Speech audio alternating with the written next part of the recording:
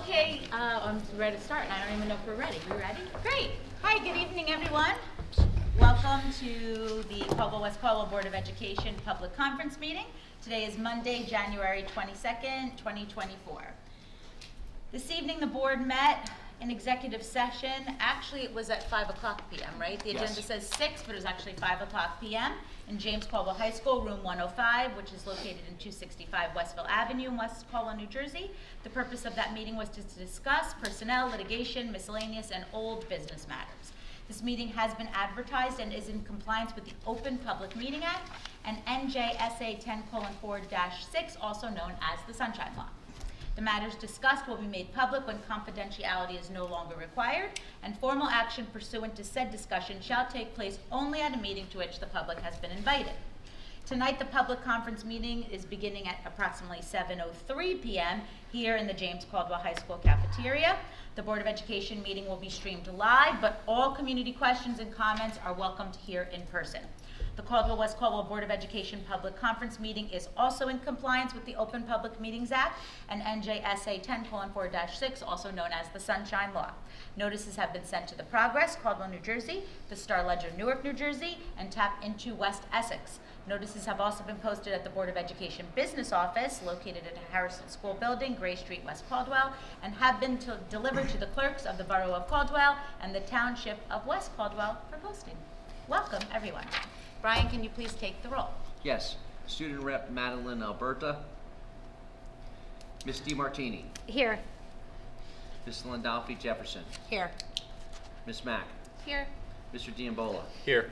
Ms. Grosso. Here. So 5 members present, no absences. We have a quorum. Great. Can everyone please rise for the Pledge of Allegiance? I pledge allegiance to the flag of the United States of America and to the republic for which it stands, one nation, under God, indivisible, with liberty and justice for all. Okay, Brian, are there any communications this evening for the board? Yes, actually, we received a nice letter from the Caldwell Food Pantry thanking for the school's and district's participation in their holiday drive. So, Great, thank you. Superintendent's report. I have a couple of items. My first item is to remind everybody that kindergarten registration opened today. If you can, please spread the word.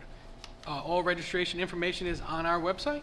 We'd like all children to be registered by February 29th so we could plan for classes for September. Children must be 5 on or before October 1st, 2024. And again, please visit our website for more information about kindergarten registration. Now I'd like to invite Ryder Weintraub from the middle school. He is House Courage. And Adam Seppi, he is from House Responsibility. If you guys could come on up to the podium, give us an update on all the great things going on at the middle school. Hi, I'm Ryder from the House of Courage. And I'm Adam from the House of Responsibility. Thank you, Board and Dr. Conklin, for having us. Welcome to our new board member, Miss Landolfi Jefferson. Thank you. We would like to congratulate GCMS's Dexter Meeks and JCHS's Lawrence Yarborough on their 45 years of service to Caldwell-West Caldwell Board of Ed. We would like to thank Dexter for all of his hard work at GCMS and his always positive, good-natured spirit. You can frequently hear Dexter thanking our GCMS community for their smiles and reminding them to keep on smiling. Dexter, you spread happiness everywhere you go, and we thank you for all you do. Wednesday, January 24th is an advisory day. The 6th grade advisory lesson focuses on skill to reduce test anxiety. When discussing strategies, there is information to share on the importance of sleep. The 7th and 8th grade advisory lesson is on the connection of mood and mindset. This positive psychology lesson helps students identify how they can change their negative thoughts and how this can affect their outcomes. In December, GCMS students participated in the J-Fund gift collection through advisory.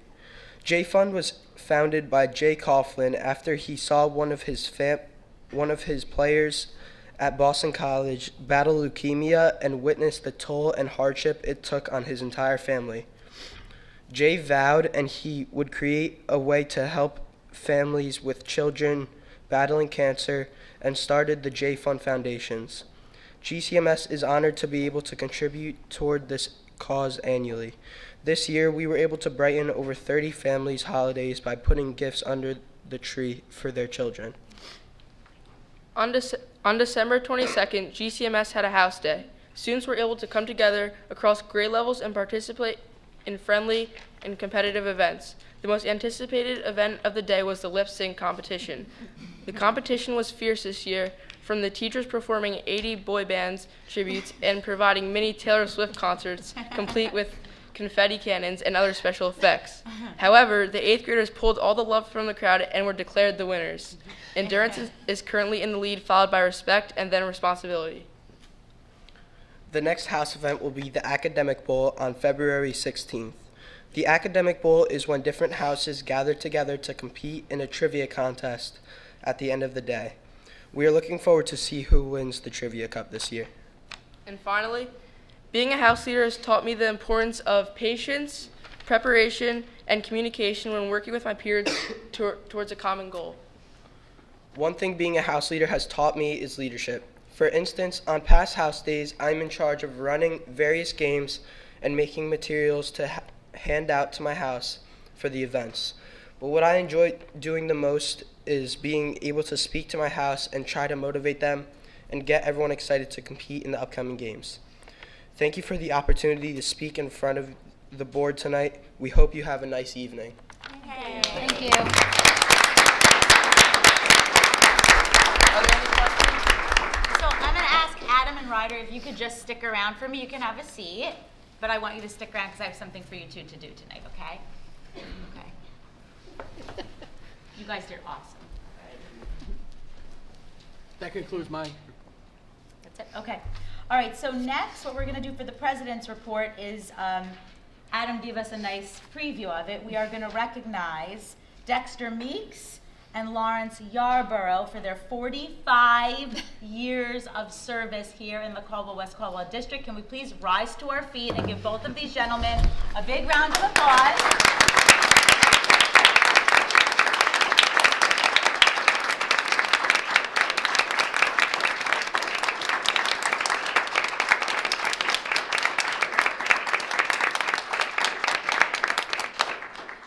To invite Dexter and Lawrence up to the podium with Mr. Devlin and Mr. Bertolo to say a few words about them.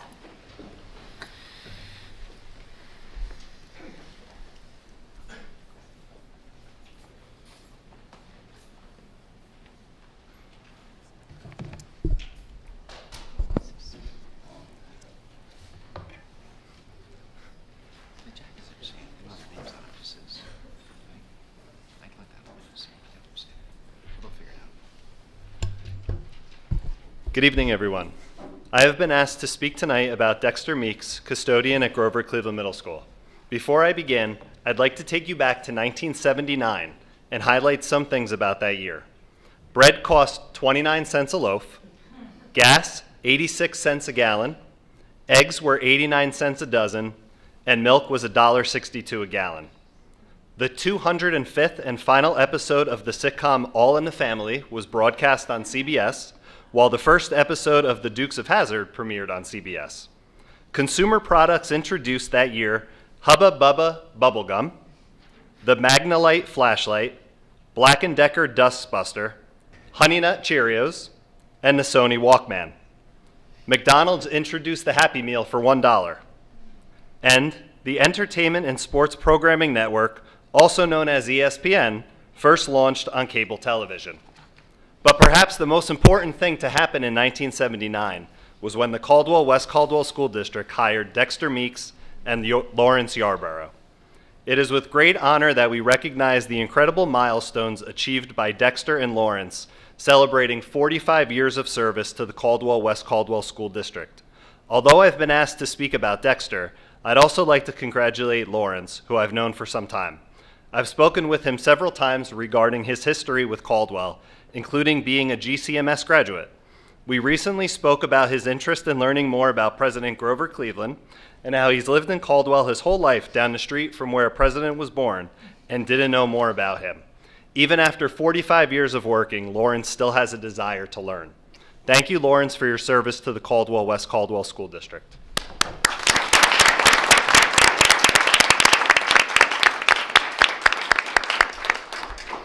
I've known Dexter Meeks since 2014 when I began at JCHS.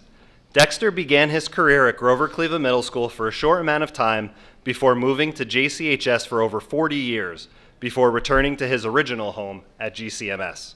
I can speak for everyone when I say that Dexter has exemplified unwavering commitment and excellence in his role as a custodian. Throughout the years, Dexter has not only maintained the physical spaces of our schools, but has also become an integral part of our educational community. Although not officially a Caldwell guy, since he didn't graduate from the Caldwell-West Caldwell Public Schools, you would never know it from his hard work, attention to detail, and warm demeanor that he brings on a daily basis. He has truly left a lasting impression on everyone fortunate enough to know him. Dexter, your dedication to the Caldwell-West Caldwell School District is nothing short of inspirational. Your 45 years of service stand as a testament to your work ethic, loyalty, and the positive impact you've had on countless students and staff members you've interacted with. But don't take my word for it. Recently, we asked GCMS students and staff to sign a banner to recognize and celebrate Dexter's accomplishments. It is hanging in the hallway near the custodian's office. Comments included: "Thank you for your service. You deserve a raise. Thank you for keeping our school clean. You are incredible. You are absolutely amazing. You deserve everything for what you have done. Thank you for being so kind. Keep smiling." Dexter, as we congratulate you on this remarkable achievement, we express our deepest gratitude for your endless efforts. Your presence has been a cornerstone of our school district, and we are truly fortunate to have had you as a valued member of our family. This is not your retirement congratulations. So I look forward to many more years of having you be a part of our GCMS family. To quote our students and staff, "You are amazing. Thank you for being kind, and keep smiling." Congratulations.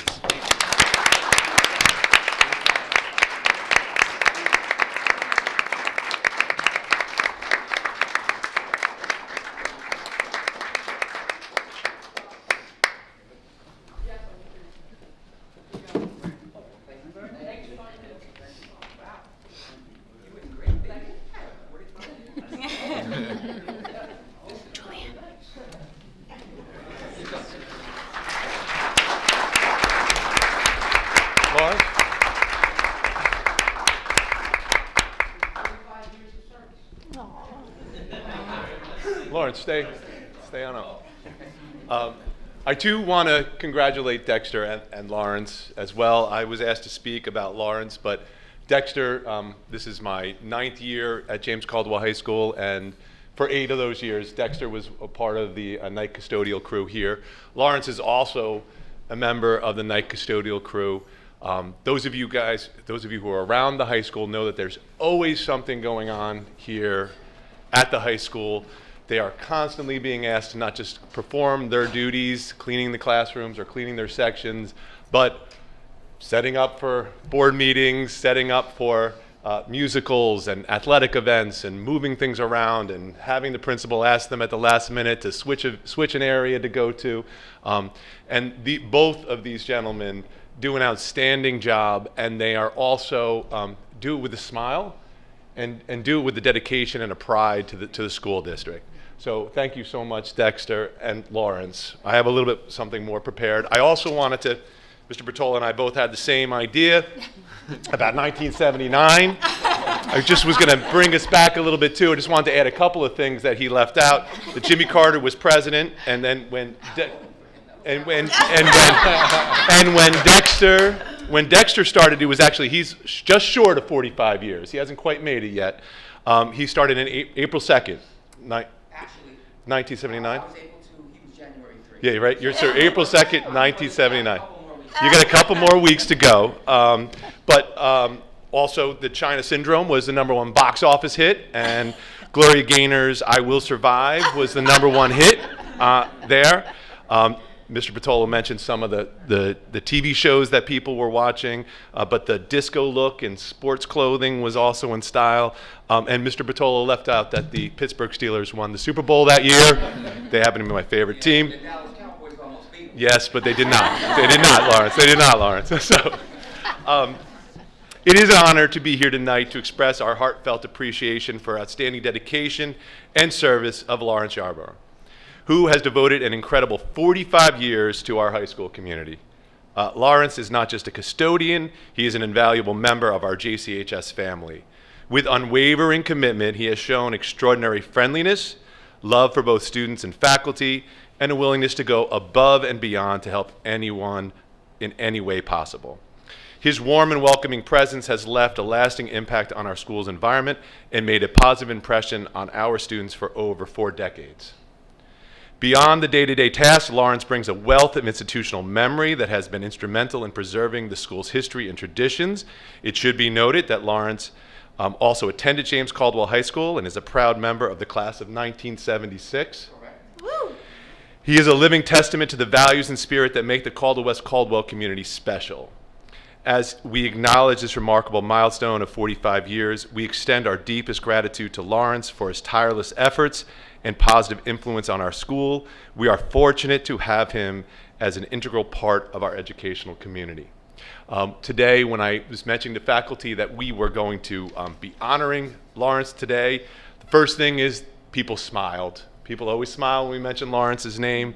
And then several people, one of the things that we would hear often, particularly from Claire Pennington today, that he will do anything to help anyone, which we mentioned.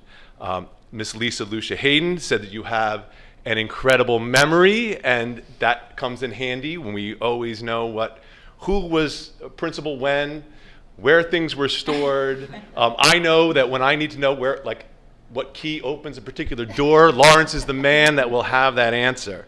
Something else that I also think about Lawrence, besides how friendly and dedicated he is to our students, he also is dedicated to the animals of James Caldwell High School. He was very much a part of the creation of our duck pond in the courtyard. I believe you planted the daffodils there, correct? But also every summer he goes out and helps to maintain that duck pond, but also Miss Press and several of our science teachers who have fish and turtles and snakes. You also are the guy that they turn to take care of those, and he cares for them with as much as he cares for the high school. So thank you, Lawrence, for your service. We appreciate it. Congratulations.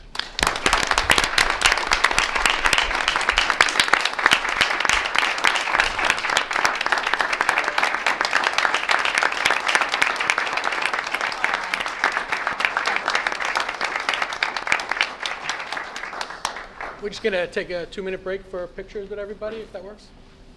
Lawrence, Yeah. Dexter, you want to come on up?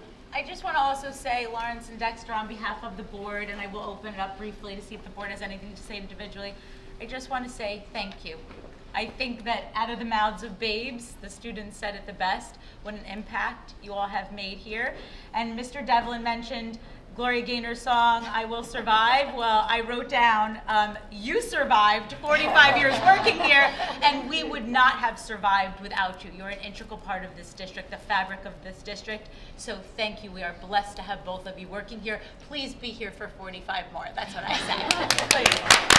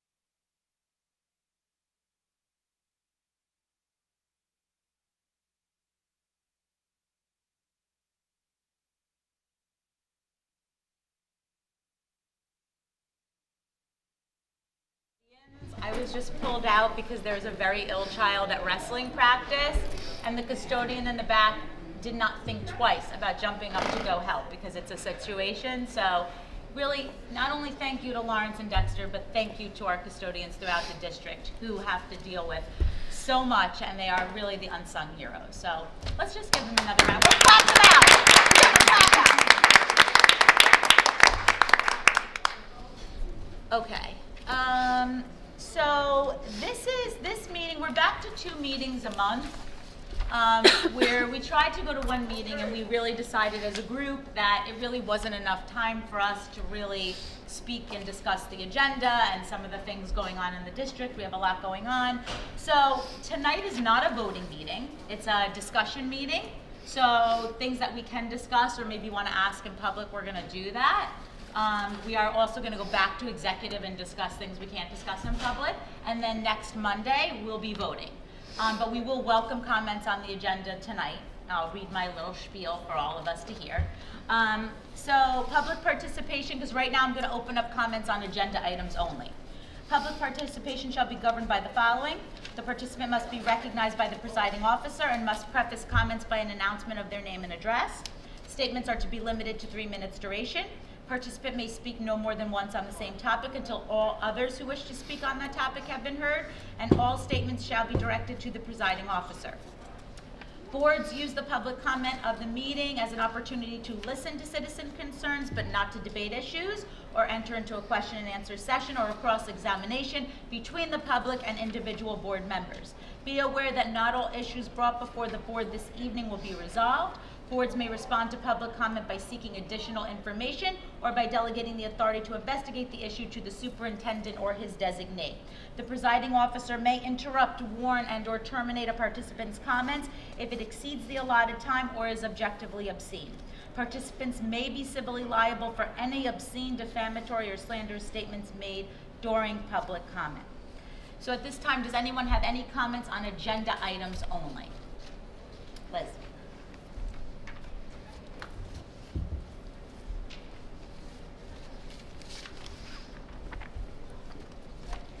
Hello, Liz Hart, 149 Ravine Avenue, West Caldwell. I have a question on something in the curriculum section where it's mentioned that you're looking for approval for the dual enrollment agreement between the high school and Caldwell University and Keene University.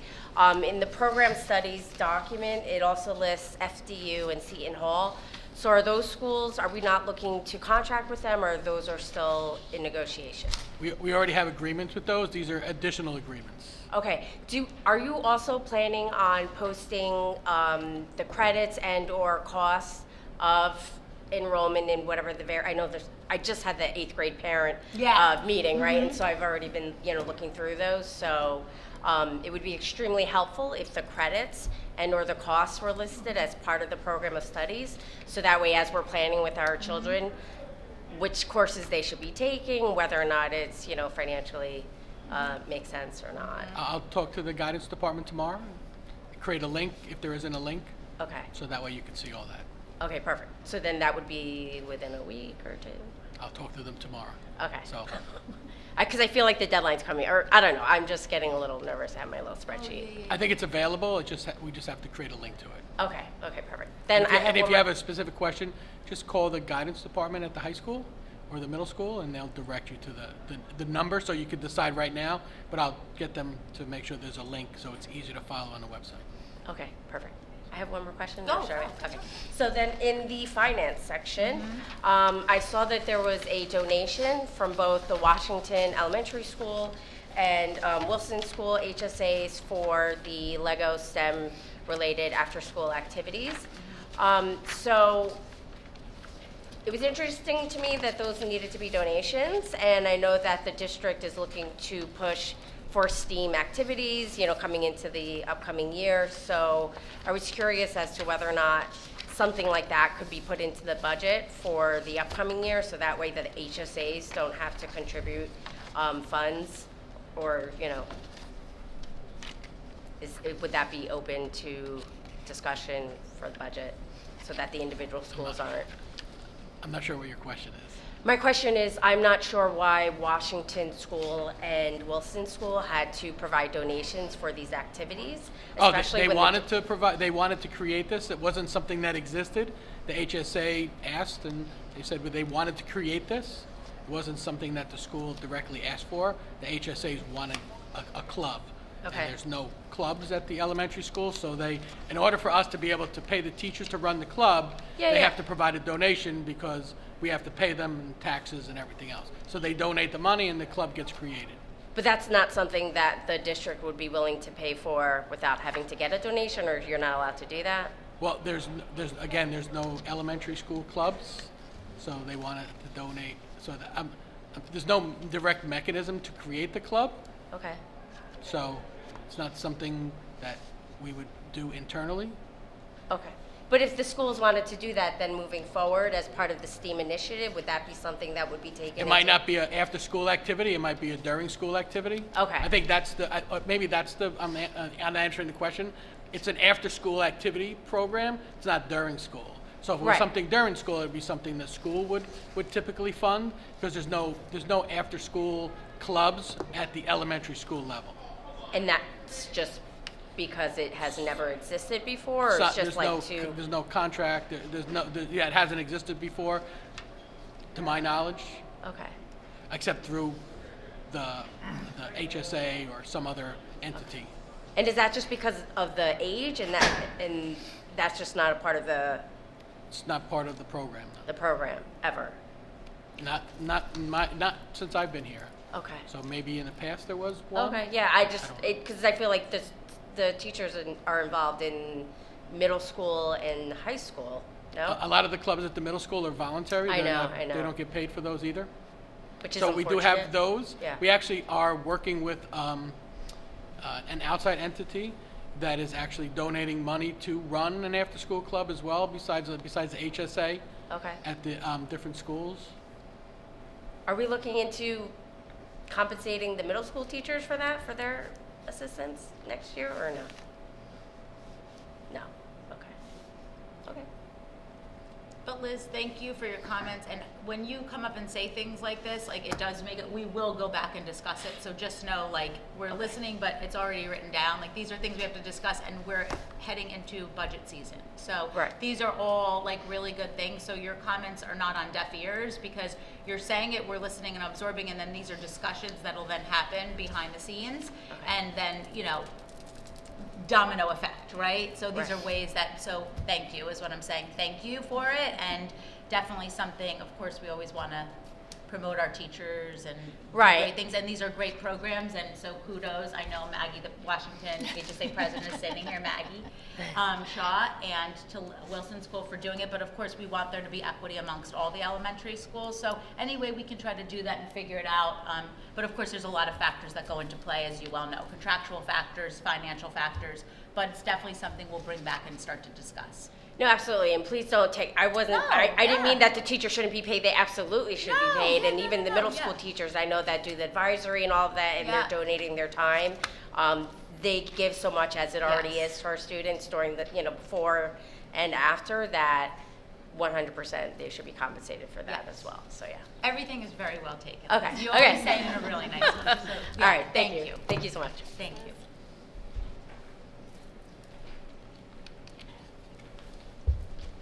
Name is John Walker. I got 3 kids, one in the middle school, 2 at Jefferson. On the 12th of January, Raptor, one of the U.S. largest school software systems, was breached and leaked 4 million students' information, personal information, including social worker information, social security numbers, medical information. There is a national school pledge for school softwares with over 400 different vendors. In the software that our district use, they are in that pledge. Raptor was the only SOC 2 compliant cybersecurity vendor out of all of those softwares. Meaning they were the only ones with banking compliance security, and they were breached. I wanted to bring to the board's attention that I believe for every parent should know that if we are being not forced, but suggested to use and limited to certain softwares, those softwares are beyond SOC 2 or can at least provide SOC 2 compliance before we start sending pictures of our children, what they're doing, all of their classwork, their agenda, their personal information, our home and family information. I think that this is a very important subject. I think that if anybody's been watching the news, it literally is showing abuse of parents, restraining orders on children that anybody can just go on the internet and find. This is, I know for a fact, and I can say this legally because they got sued. Seesaw was hacked, and I have information, a whole list of parents from our district that were affected by that hack last year. So I do believe that this is a serious subject that needs to be addressed, and I do believe that West Caldwell and Caldwell is a type of school district that should be providing that information to the parents of the students and providing that security to our students. I just wanted to make note of it, an official note of it, to the board. Thank you. Okay, anybody else on agenda items only at this point in time? All right, so we're just going to run through the agenda very quickly. Curriculum and technology. We have the enrollment report, HIB, 12-month employee calendar, uniform state memorandum of agreement with law enforcement, which was signed this evening. Curriculum, spring athletic schedules, nursing services, field trips, community-based instruction, work-based learning, trips in the community and surrounding areas, out-of-district placements, and expense reimbursements. Do I have any comments or questions from the board on any of these items? Terry, do you have a comment about the yes. trips? Yeah, Sorry. no, that's Thank you. No, I just wanted to say that it's great to see so many field trips coming back again. I know post-COVID it was a while, and it's just wonderful to see that we're getting to do more things, and it's appreciated. Anybody else? Questions or comments on anything on the agenda for curriculum and technology? No. Oh, we're not, you can, at the end, Mr. Walker, I'll make sure I remind you to come up. Okay, so moving on, personnel. We have resignations, amended leaves of absences, appointments of new staff, extracurricular. All of the personnel appointments, resignations, terminations, amendments will be available after they're approved next Monday for public viewing. Any board members will, this is all personnel, we'll discuss that in executive. Finance, we have certification of funds, secretary's report, treasurer's report, budget transfers, bills and claims. We have the settlement agreement, and the approval of the donations, which we'll be doing on Monday, okay, Matt? And the purchase of the new Ford 150 maintenance vehicle. Any questions on finance on the agenda from any board members or comments? Okay, facilities, we have Girl Scout troops, the trainer symposium, rec, spring sports are on here for dancers only, is going to be renting the auditorium in May, looks for the recital, and the yoga fundraiser for Caldwell-West Caldwell Education Foundation, which is really great, so that's fun, May 1st through the 29th. We'll be approving that. Any questions about any of the usage of facilities? No? Okay, and no policy updates on this agenda. Okay, so now, Mr. Walker, we're going to enter public comment on items off of the agenda, on or off, so if anyone has it, but I'll invite you back up first. To Liz's before, and if I'm not mistaken, there is a special meeting on the 31st for the STEAM program, correct? Yes, that's correct. Okay, all right. Thank you for mentioning that. Okay, Yeah. yes. Liz, we'll have this STEAM program, and that because of some of the questions that she brought up, I'm on the committee, so just so I know the proper questions, and I'm making my own agenda and list of items. Is there funds for that STEAM committee to have access to improve the classrooms and the curriculum? So the STEAM committees are established to start talking about the referendum the board is determining to look at. So the STEAM committee really is about getting feedback from the parents at each building, what they believe would be good to have for science, technology, engineering, academics, and math within that building. So if we're creating a classroom, what would we be targeting? So if we were doing Legos, that's an example of what goes on. What kind of classroom would we need to do, storage-wise, technology-wise?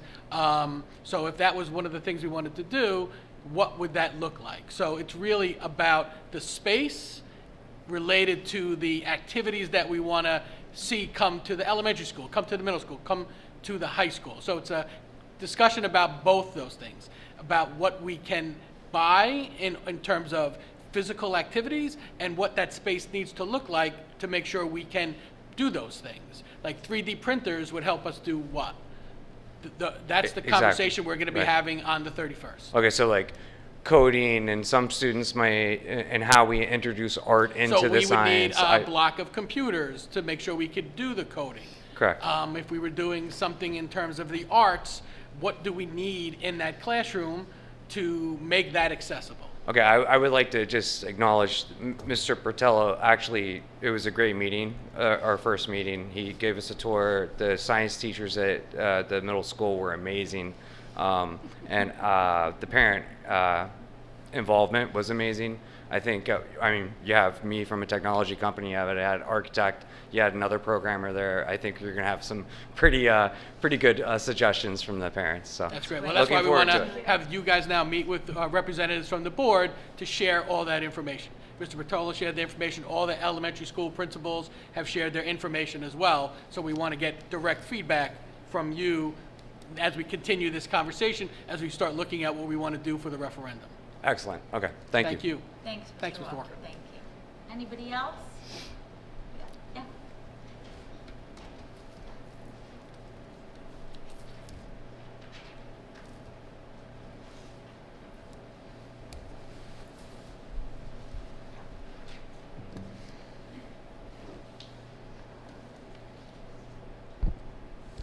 Good evening. My name is Alexandra Lee, and thank you for the opportunity for us to talk and ask our questions. I really appreciate it.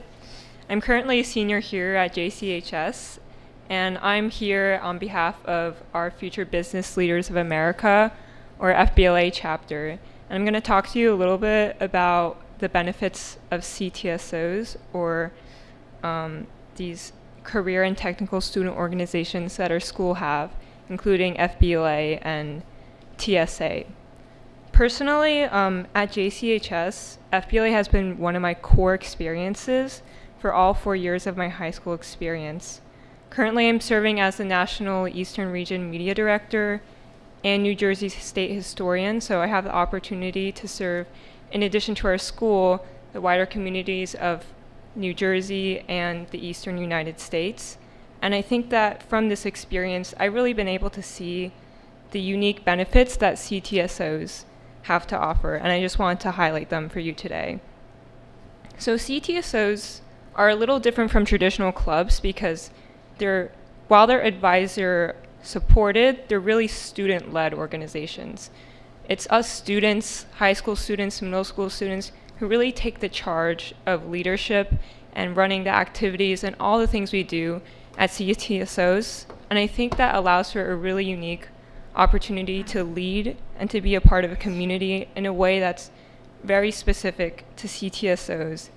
And because CTSOs are nationwide networks of schools across the country, we have the opportunity to compete, practice, and network on the regional, state, and national levels. And this is something that a standalone club has a lot of trouble offering. I think that this is basically CTSO's greatest strength.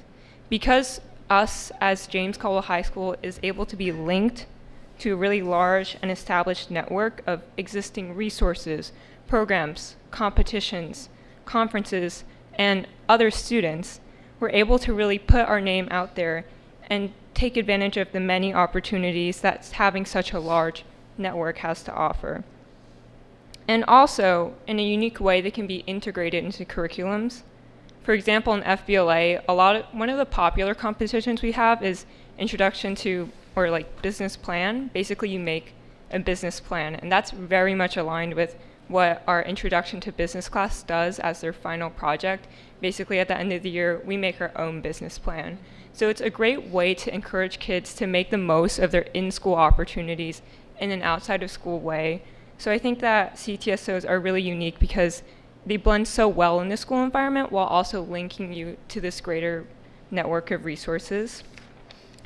And as I mentioned, we have FBLA and TSA. TSA is the Technology Student Association, and that's also a really wonderful network for kids to learn about things in technology and the sciences, and that's another great CTSO. But there are others too that James Caldwell High School has yet to explore, like DECA and FFA, which all offer the same benefits I've talked about in relation to FBLA in their own respective areas of study. And I can say, I speak behalf of my peers in FBLA from James Caldwell and beyond, that being a part of a CTSO is really one of the best things that James Caldwell High School gave to me. Being able to be linked with this greater network of people taught me not just to be a leader, but also to be a team player. And I can say that it's made me into a much stronger, more adaptive and aware student. And I think we have a lot of fun while we're at it too. So it's a lot of fun. We get to go on field trips in Atlantic City and things like that. And we really appreciate all the support you've given. And we hope that, in the future you can continue to support us as well. So thank you so much. Alexandra, thank you for sharing.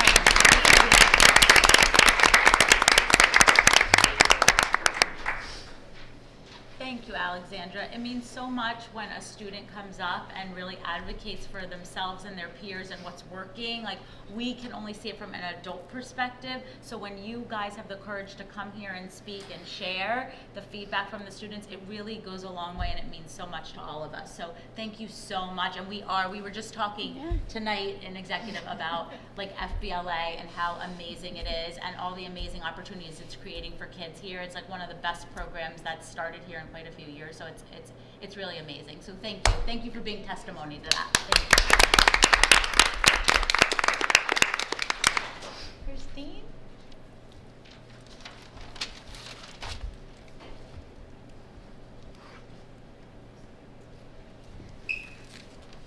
Hello, Beth Jean, Memorial Road, West Caldwell. Welcome, Ms. Landolfi Jefferson. So I was perusing the district website and I noticed that the secretaries are without a contract. Is that so? Correct. So they've been without a contract since July. So that's 7 months.